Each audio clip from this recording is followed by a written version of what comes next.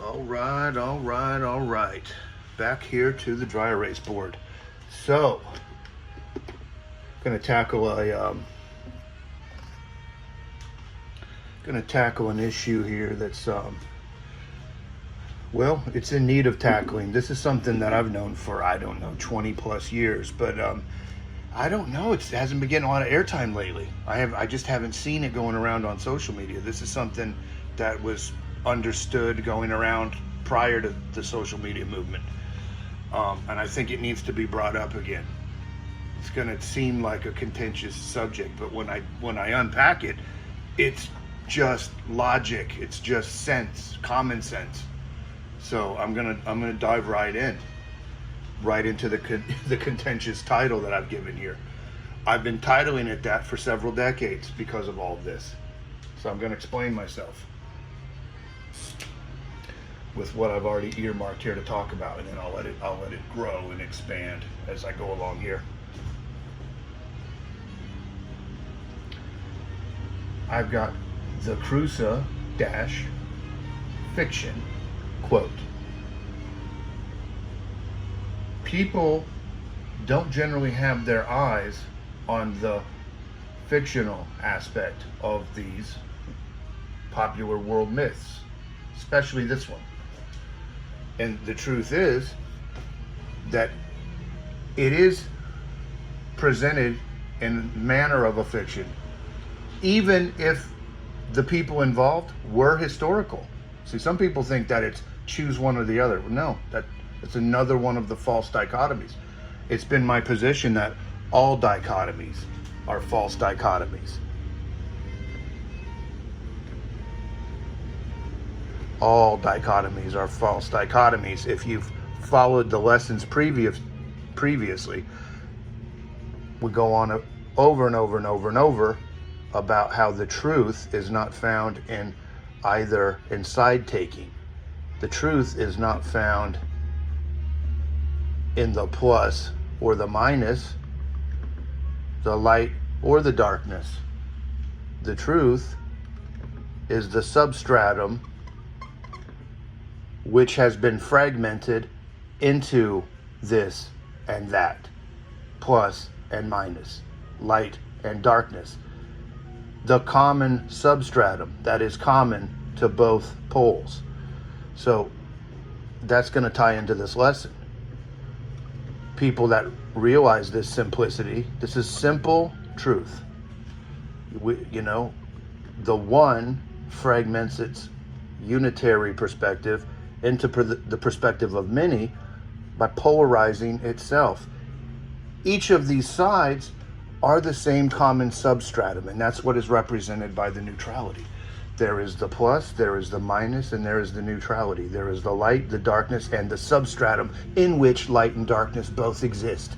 There is existence itself, this, and then there are the things that seem to exist or appear to exist, which are these, which are poles, good and bad, this and that, left and right, Republican, Democrat.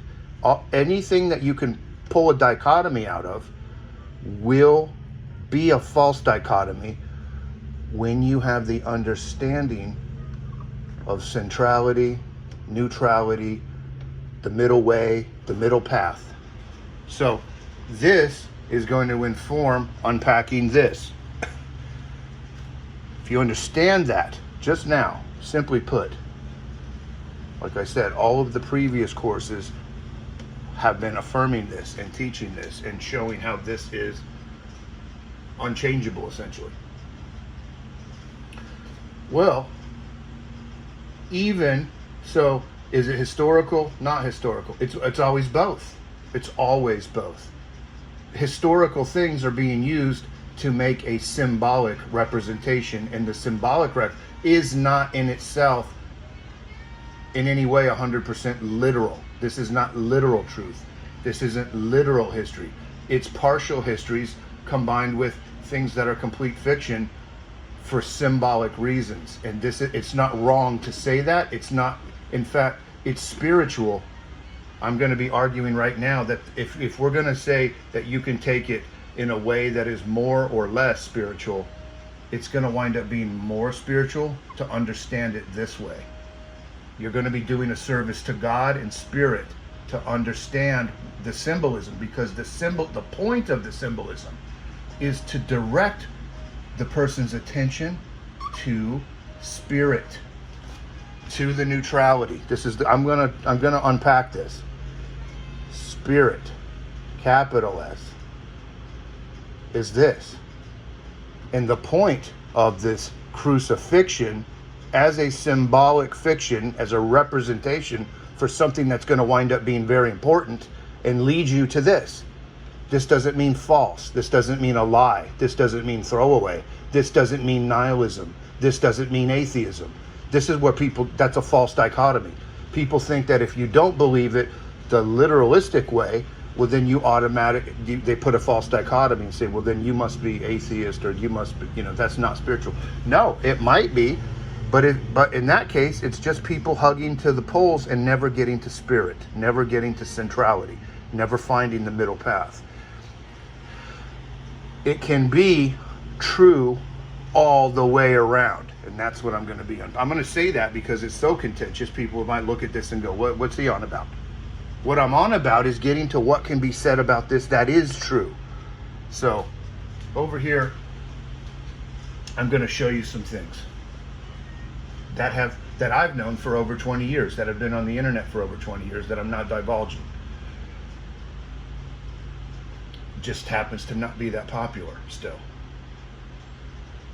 Mithraism. This is a crude drawing, but in Mithra, roughly speaking, and I might not have this literally correct according to the symbolism, I'll have to go check the citations again, because I haven't even looked at this in probably 10 years or more. I mean, this morning I had to answer somebody a question, and this was the answer. So I thought I better make a lesson out of that and put it up, because this needs to be known again, and the popularity of this understanding needs to kind of rise up again. It had flared up at one point, and then we've got entire new generations have come up unfamiliar with this since then. So let's get to the Mithraism. If you go and I'm going to do this simple so that the watcher can then go and do their own research after. If they want to go look into all this stuff, they can go ahead and look into it. They can ask questions in groups. They can ask questions on YouTube. The questions will be answered as they're seen. So you have this depiction, and most, it's kind of obvious that the Mithraic religion ushers in the age of Aries, the ram, which came after Taurus the bull. So you have him slaying. You have the 12 signs of the zodiac in a circle as 12 helpers or followers. Would be like the 12 disciples. They represent the 12 months of the year, which are the 12 constellations of the zodiac on the solar zodiac. All right, so that's what the Mithraea looks like. And on the side, you'll see a depiction. I forgot. You have to forgive me. Don't have their names exactly. I don't even want to try it because I'm going to butcher their names. But you've got these two figures on either side of Mithras, who's in the middle slaying the celestial bull, entering the age of Aries. That's a pretty clear depiction.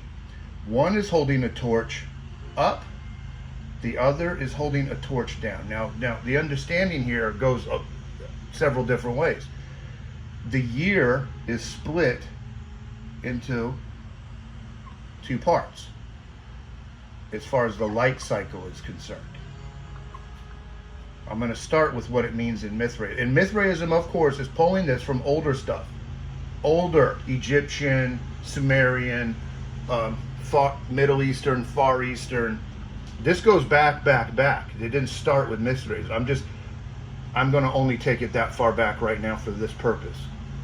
So this has come in from antiquity, where I've got an arrow coming down from previous cultures. It's depicted this way from Mithraism at the age of Aries. It was a new age. So every time there's a new age, the astronomer priests back in the Bronze Age would direct the religious symbolism because all the religions are symbolized. So now there's new symbol. It had been the bull. During the age of Taurus, that lasted, roughly 2150 years per age.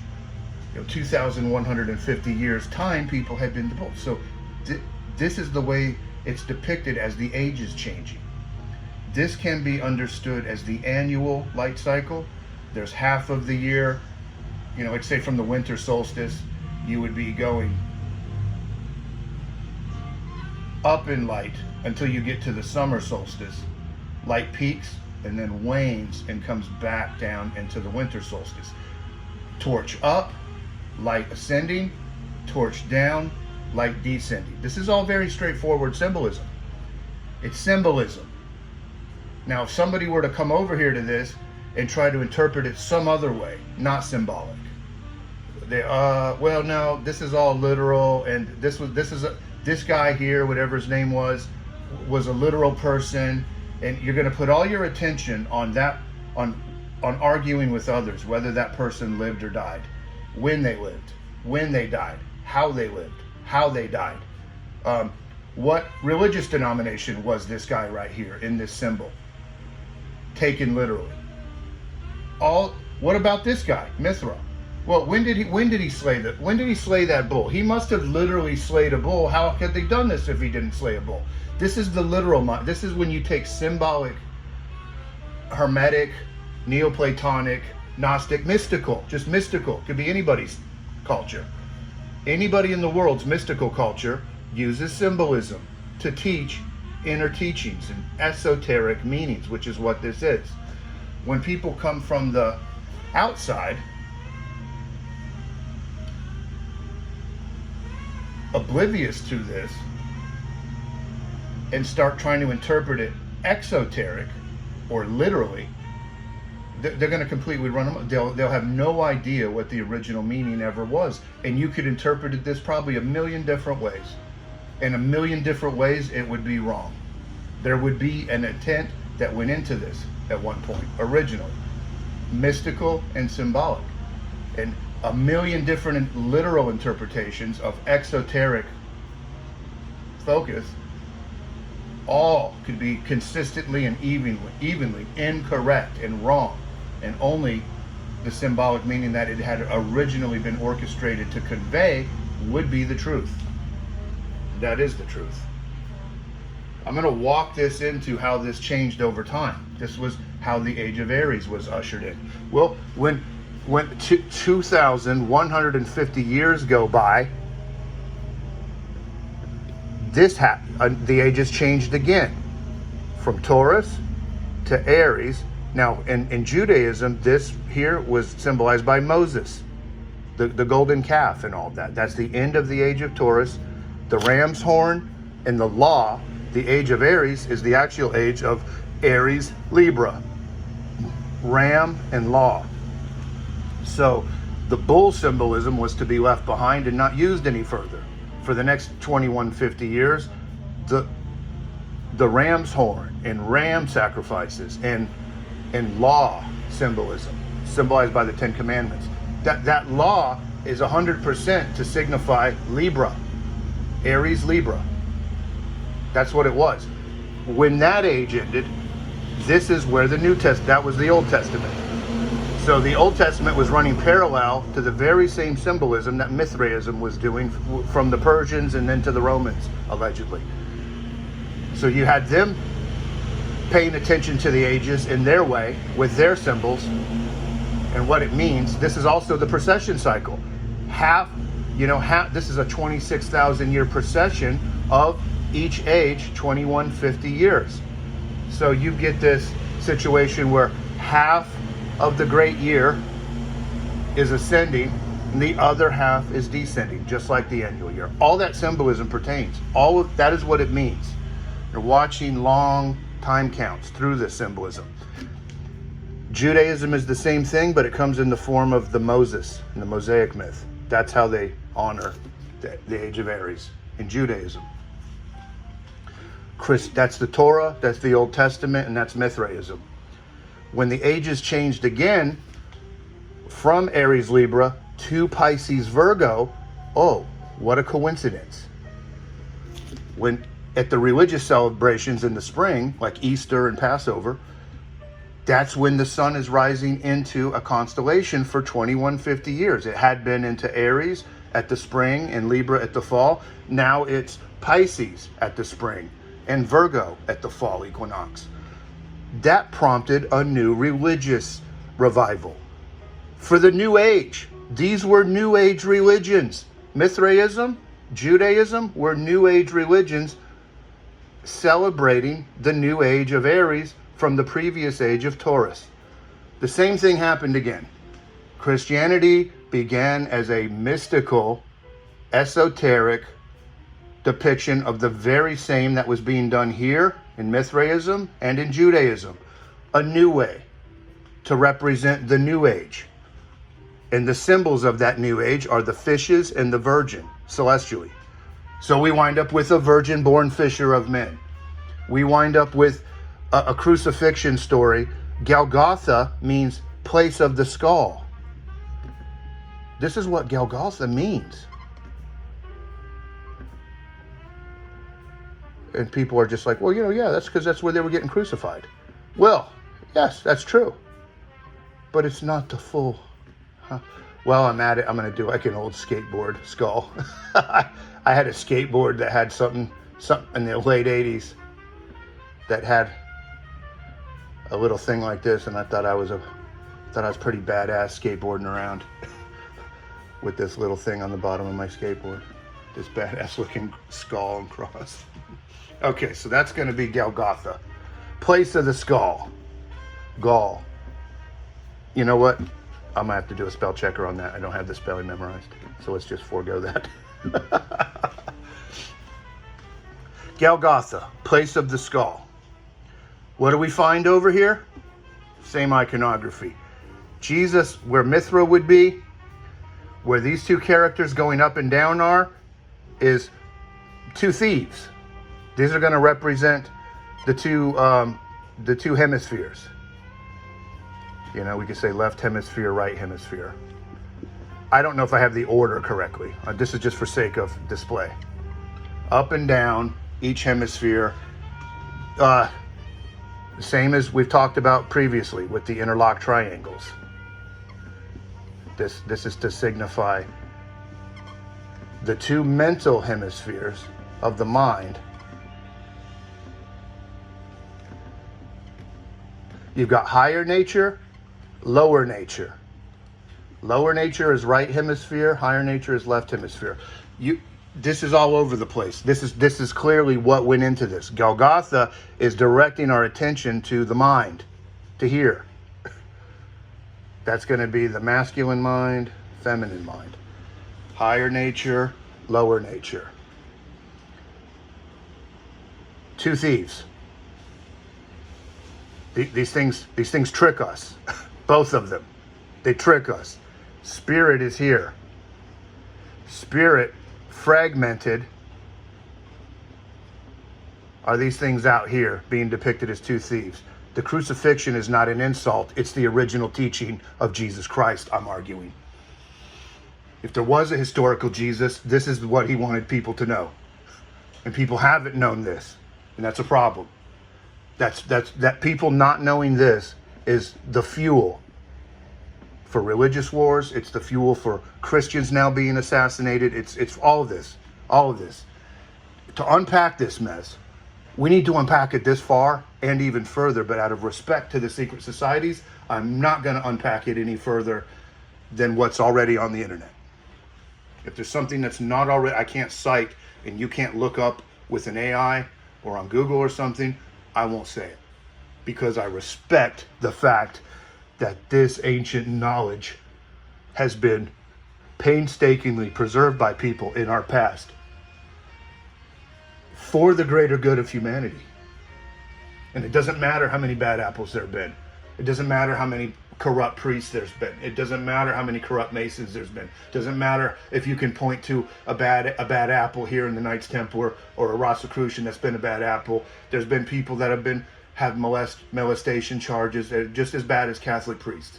But guess what? underneath all of that, there is a baby in the bathwater, which is ancient knowledge that is supposed to come to us. If we cannot allow misconduct, financial, sexual, or whatever it may be, within certain institutions and organizations to distract us from the truth that is contained within the symbolic images themselves. Nobody owns these symbols. All these denominational churches and all these institutions of men use these things, but they do not own these things. That is the message. This is knowledge that is meant for everyone. That's why it's been preserved by those societies that have been preserving. And yeah, sure, because it's gotten into because it became an elitist, it became fashionable for elitists to get into secret society and things. It's kind of changed the landscape over the years from the preservation to a bit of knowledge hoarding. I admit that as well.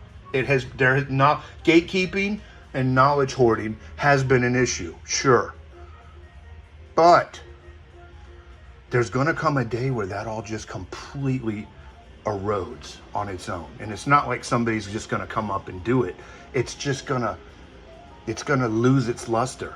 We're going to, as a planet and as a collective, we're just going to grow right out of it. And it's just going to start falling off. And it already is generationally.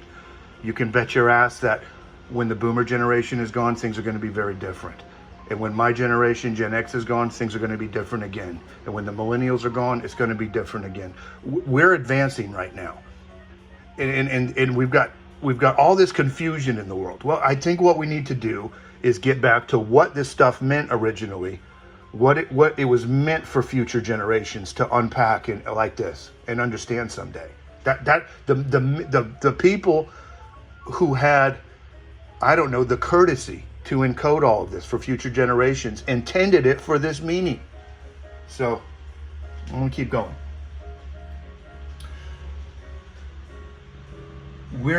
The world will always be in dysfunction as long as everybody's being directed to side here or here and remain blind to this,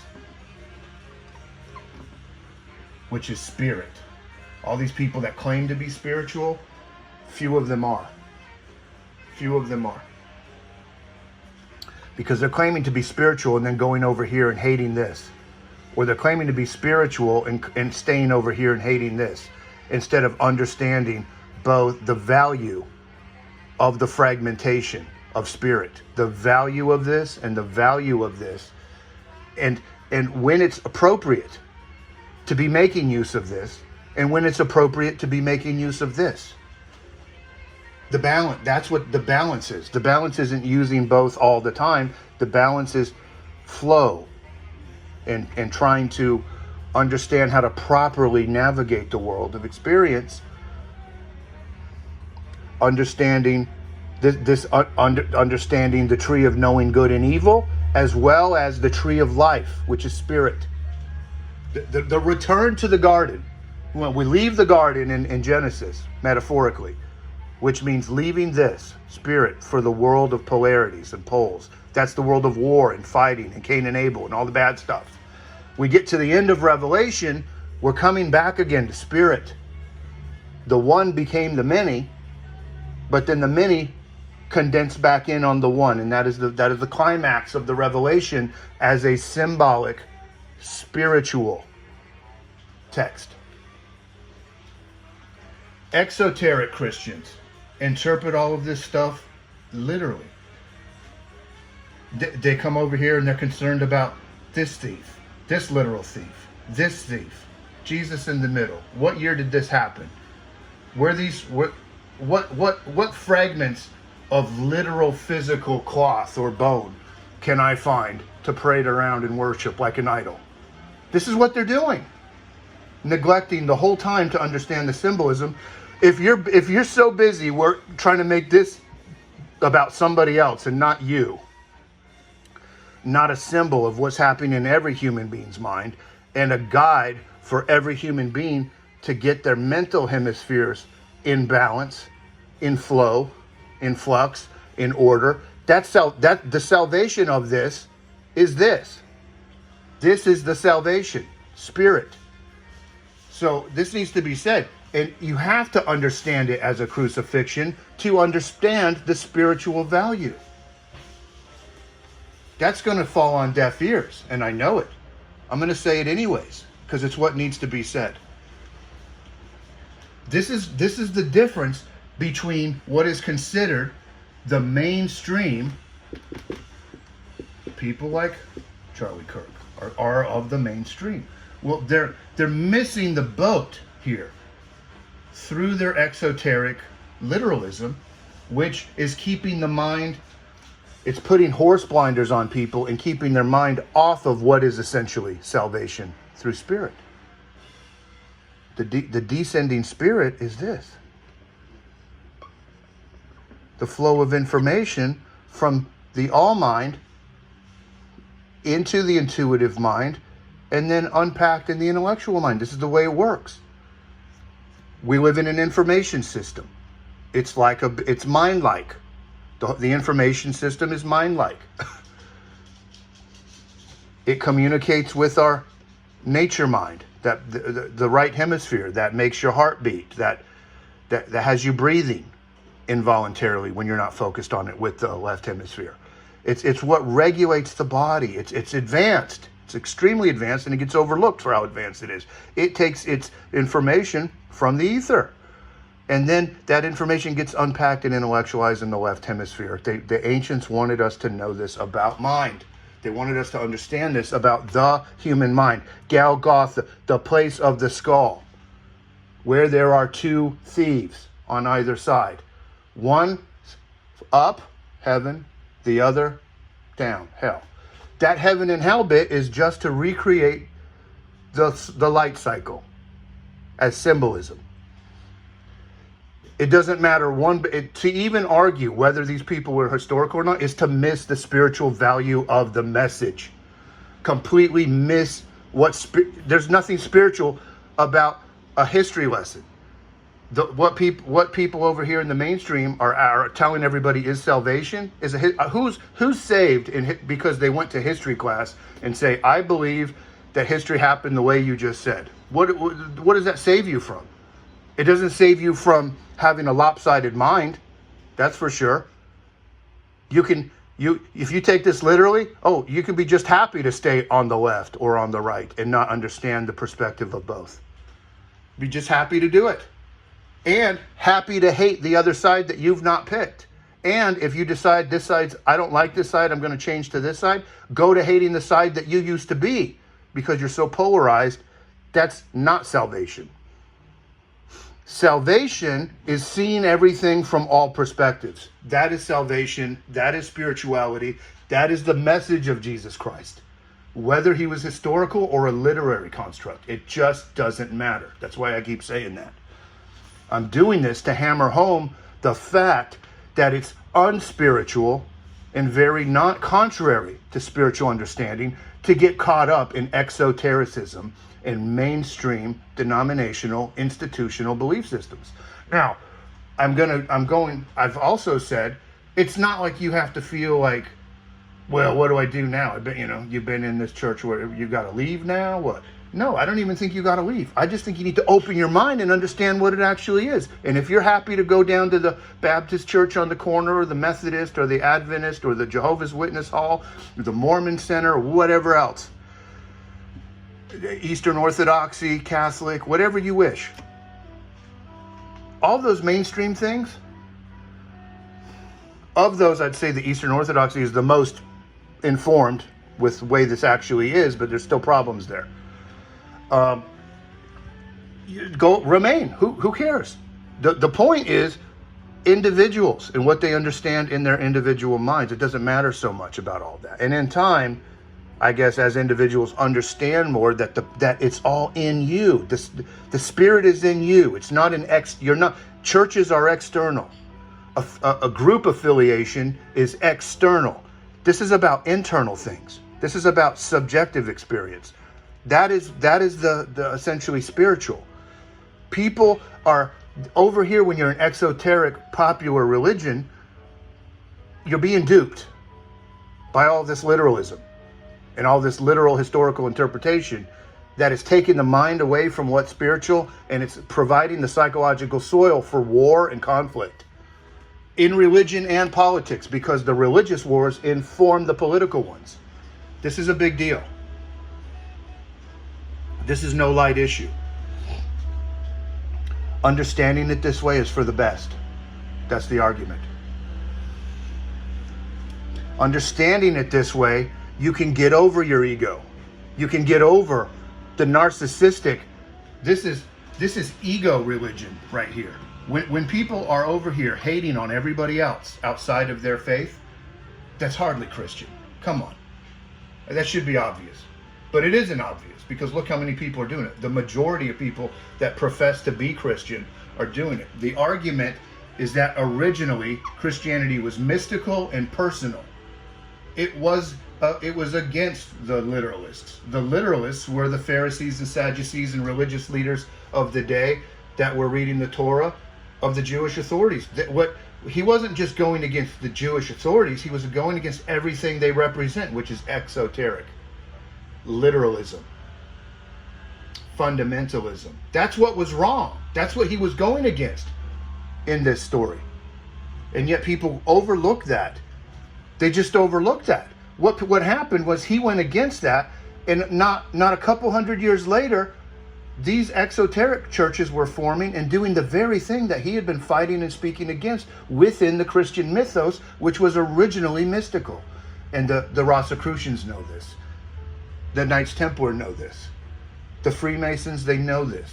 These secret societies understand most of that, and more. We're not going to say more.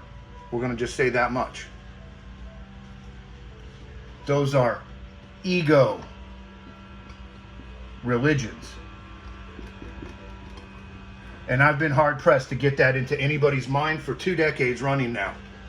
2 decades running I've been trying to say this message online. I've been called an idiot, crazy, lunatic, all kinds of things. This is the fucking truth. This is what is true. And me saying this is the fucking truth doesn't negate the spiritual aspect of this.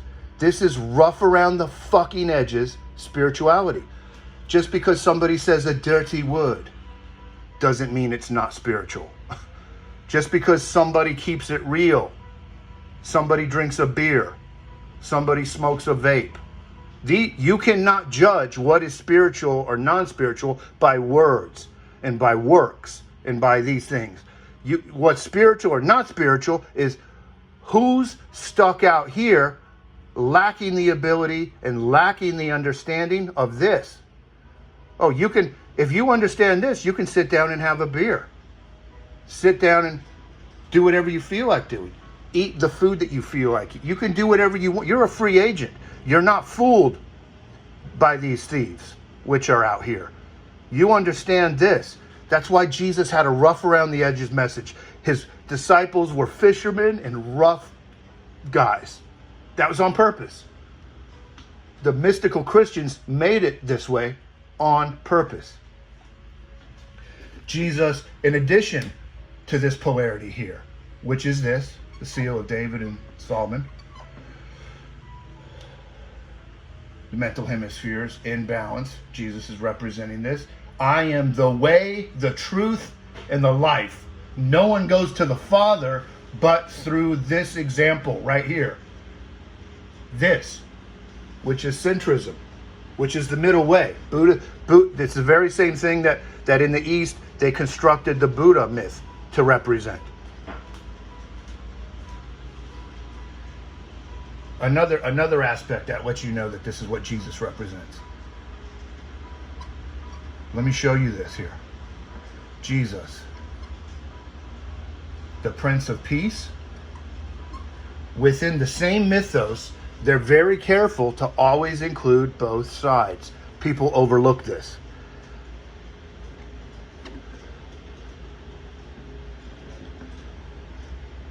The bringer of the sword.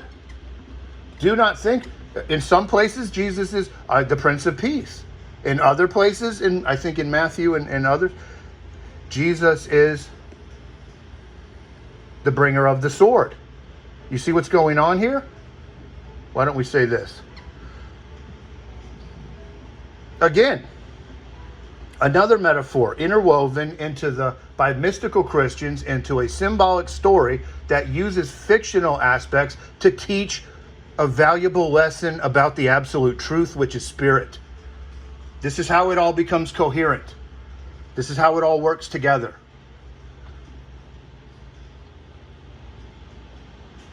You see what's happening here? Look at all of these correspondences. There's more. I'm just giving you the lowest hanging fruit that's the easiest to point out, that the most people should be able to understand upon exposure. 2 decades of this, to no avail, or little avail. I've had the most progress with these teachings now than I've had in over 2 decades.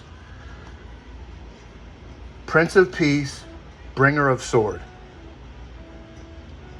I am the way, the truth, and the life. No one goes to spirit but through my example of centrism between poles. I and the other are one. John 10:30. I and the Father are one. Human beings that are split into poles, and the Spirit are a unity, are holistic, are all aspects of a non-local, eternal mind without beginning or end, the Alpha and Omega, the Aleph and Tau. This is where it all comes together. This is the climax of how it all comes together and makes perfect sense, including the message of salvation for Christ's sake. I think I'm going to leave it there till the next lesson.